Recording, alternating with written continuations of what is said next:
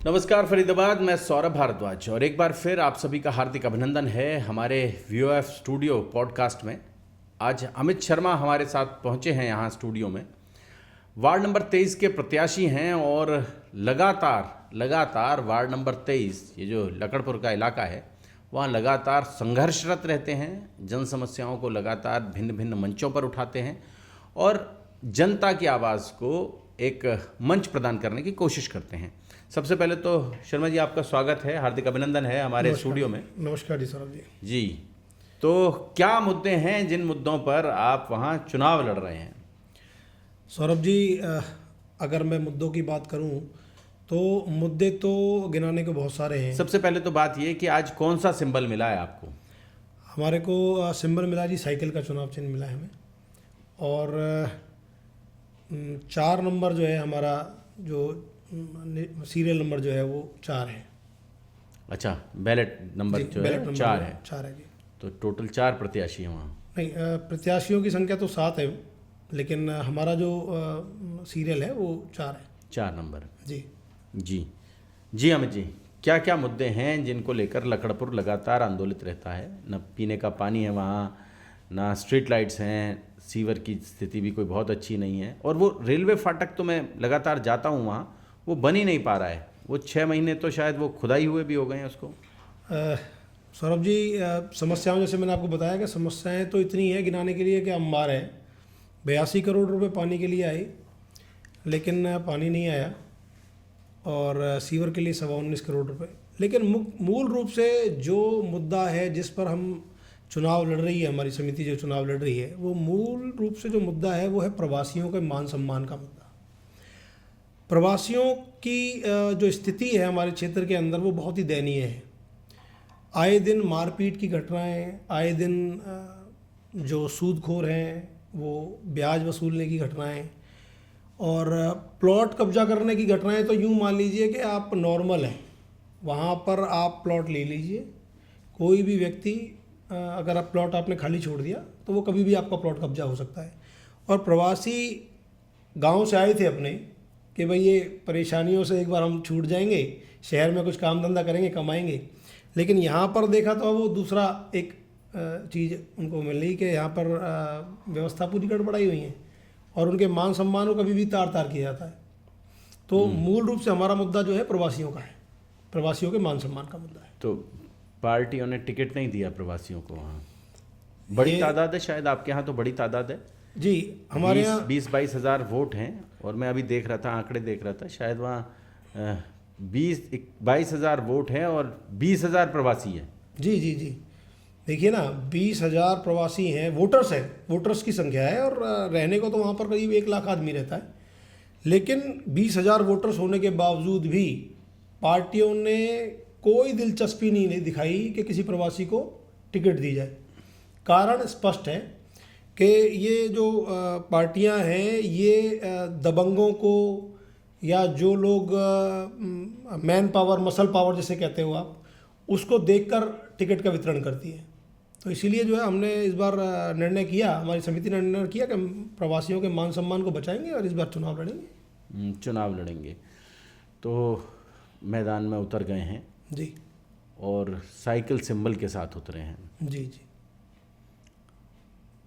इसके लिए भी कोई काम कर रहे हैं? ये जो रेल पर ब्रिज नहीं बन रहा है, इसको लेकर लगातार लोग मर जाते हैं, वो रेलवे ट्रैक को पैदल पार करते हैं, गुजरते हैं, और रेल आ जाती है, उससे कट के मर जाते हैं। मैं समझता हूँ औसतन महीने का 1 आदमी तो मर ही जाता है वहाँ।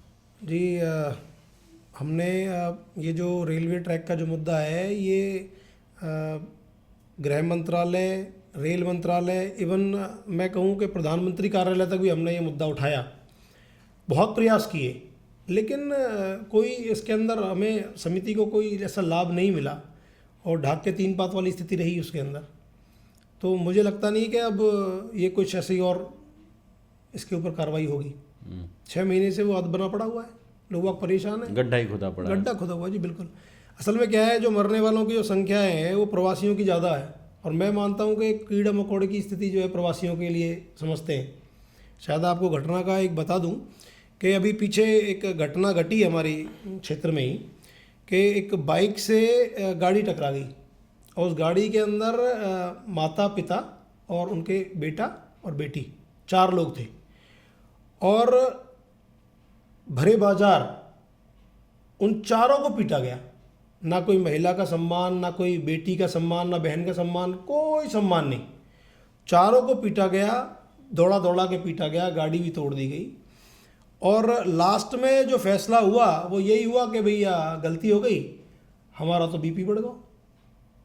तो बीपी बढ़ जाने के कारण 4 लोग तो बेचारे, हमारा तो बीपी बढ़ गया। जी जी जी। तो जब बीपी बढ़ने के कारण 4 लोग तो उनकी तो मान सम्मान तार तार हो गया ना जी।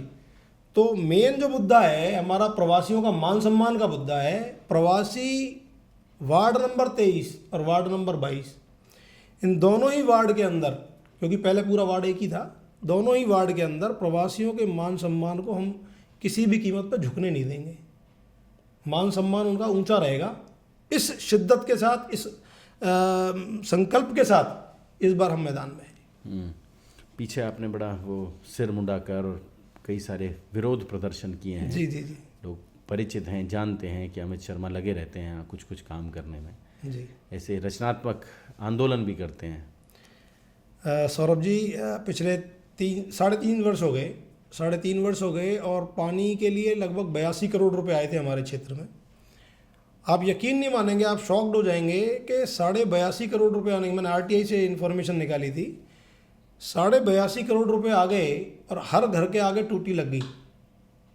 कहते ना हर घर में नल और नल में जल, लेकिन वो नल तो लग गया लेकिन जल नहीं आया। हमारी समिति ने डिसाइड किया कि भाई इसके लिए आंदोलन करना चाहिए और हमने एक यात्रा निकाली और मैंने संकल्प लिया कि जब तक मेरे पूरे वार्ड के अंदर, प्रत्येक घर के अंदर, प्रत्येक जो नल है उसके अंदर जल नहीं आ जाता, तब तक मैं सिर पे बाल नहीं रखूँगा। और आज 3.5 वर्ष हो गए, मैं अपने संकल्प पर अडिग हूँ। मैं हर 4-5 दिन बाद, 6 दिन बाद जो है मुंडन करा लेता हूँ। ऐसा नहीं है कि मेरे बाल हैं ही नहीं मेरे बाल हैं, लेकिन संकल्प है, मैं वादे का पक्का हूँ। जो बोल देता हूँ तो उसके बाद फिर मैं कुछ भी हो जाए अपनी बात से पीछे नहीं हटता, एट एनी कॉस्ट, कीमत चाहे कोई भी हो। तो अपने वादे पर अडिग हूँ। जब तक पानी नहीं आएगा तब तक सिर पे बाल नहीं आएंगे। एक एक घर के अंदर मुझे पानी चाहिए। और एक ये भी कारण है मेरा चुनाव लड़ने का, क्योंकि केवल हम एप्लीकेशन लिखते रहें, दफ्तरों के चक्कर काटते रहें तो वो चीज़ नहीं हो पाती। जब तक शक्ति अपने हाथ में नहीं है तो तब तक कुछ नहीं हो सकता। तो शक्ति चाहिए इस बार। अधिकारी को, नेताओं को बता सकें जी। यहाँ प्रवासी बसते हैं और उनका भी सम्मान है जी। तो उसके लिए अमित शर्मा जी मैदान में हैं। और आप समझ सकते हैं, लेकिन ये जो कार वाली आप घटना बता रहे थे, ये कोई एक घटना नहीं है, ऐसी तो बहुत सारी घटनाएं हैं वहाँ जो लगातार घटती हैं। सौरभ जी, मैं बता रहा हूँ ना, ये घटनाएं तो मुख्य रूप से आ गई, लेकिन मेरी यहाँ शॉप है, मैं एक दुकानदार भी हूँ और अब प्रैक्टिस भी करता हूँ, सेक्टर 12 कोर्ट में बैठता भी हूँ, 232 नंबर सीट है अपनी। तो मेरी शॉप के सामने की बात है, बिल्कुल शॉप के सामने की बात है। कोई बच्चों में आपस में कहा सुनी हुई और एक माता जी अपने बेटे को लेके आई घर पे कि भैया आपके बेटे ने हमारे बेटे को पीट दिया है। तो उन माता जी को पीटा, वो जो उनके हस्बैंड आए थे उनको पीटा और दौड़ा दौड़ा के पीटा। मतलब वो एक शॉप है, उसके अंदर घुसे अपनी जान बचाने के लिए, तो उन्होंने बचाया, वरना मतलब क्या ही हो जाता उनके साथ। तो ये साधारण है, चांटे वांटे तो ये साधारण घटना है। मतलब किसी को कॉलर पकड़ लिया, किसी के चांटा मार दिया, तो ये साधारण घटना है हमारे लिए, वहाँ पर कोई बहुत बड़ी चीज़ नहीं है। लेकिन जो मैंने आपको भी घटना का उल्लेख किया वो थोड़ा सा ऐसा था कि भाई चारों परिवार के 4 सदस्य, चारों को ही पीटा, रोड पर दौड़ा। महिलाओं का भी सम्मान नहीं रखा जी, ये भी नहीं सोचा। और फिर बाद में जो फैसला हुआ, जो अभी निगम के जो पार्षद थे अभी जो हमारे यहाँ के, उनके उसमें फैसला हुआ तो उन्होंने बोला भैया क्या कर रहा है भाई, ये इतने ऐसे कर दिया, ये तो गलत काम कर दिया। तो उन्होंने बोला भैया मेरा ना बीपी बढ़ जा रहा है थोड़ा सा। तो आपका तो बीपी बढ़ गया और हमारा जो है अपने पूरा जो मान सम्मान है वो सड़क पे जो है तार तार कर दिया। तो मैं मानता हूँ कि अब की बार शायद ऐसा नहीं होगा। अगर जनता ने हमें आशीर्वाद दिया तो मान और सम्मान, ये पार्षद का इलेक्शन विकास का तो है ही है, पानी भी लाएंगे, सीवर के जो अंदर घोटाले होंगे वो भी करवाएंगे, लेकिन प्रमुखता से क्षेत्र के लोगों का जो मान सम्मान जो तार तार किया है, जिन लोगों ने भी किया है, जो भी गुंडा प्रवृत्ति के लोग हैं, उन सब से इस बार निजात दिलाएंगे। हम खड़े हो गए। और कोई मुद्दे आपको लगता हो और कोई घटनाएं आपको याद आती हों कि जब जब कुछ इस तरह का वहाँ प्रवासी क्यों अपने आप को असुरक्षित महसूस करता है? देखिए सौरभ जी, घटनाएं तो बहुत सारी हैं, लेकिन मैं दूर क्यों जाऊं, पहले अपने से ही शुरुआत कर लेता हूं। हमने प्रवासियों के मान सम्मान के लिए मुहिम चलाई, और जो ये जो एक गुंडा जो तत्व हैं, जो सारा पूरा इनका एक नेक्सस बना हुआ है, कह लो नेक्सस है, वो क्या करते हैं, अपने चेलों को भेजते हैं। इनकी एक चेलों की एक पूरी एक टीम होती है। वो क्या करते हैं, कार्यालय के बाहर बैठ जाएंगे, हुक्का गुड़गुड़ाते रहते हैं, और बहन बेटियां जो आएंगी उनमें फफ्तियाँ कसते रहते हैं। शराब की बोतलें खुल जाती हैं, और फिर वो शराब के नशे में गाड़ियां लेके दंदनाते हुए कहीं भी जाते हैं, किसी को भी कुछ भी हाथ पकड़ लेते हैं, किसी का भी।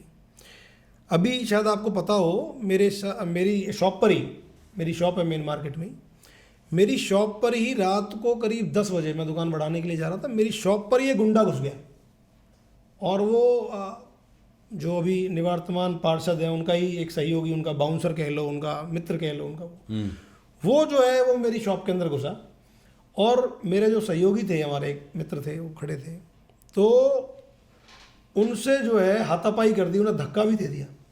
मैं बीच में आया तो नेता बना दूंगा।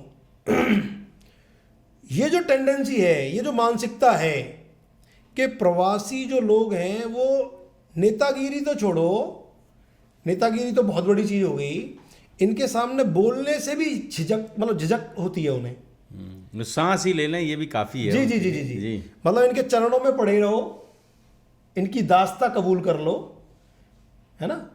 पानी में रह के मगरमच्छ से बैर नहीं किया जाता, वृंदावन में रहना है तो राधे राधे कहना है।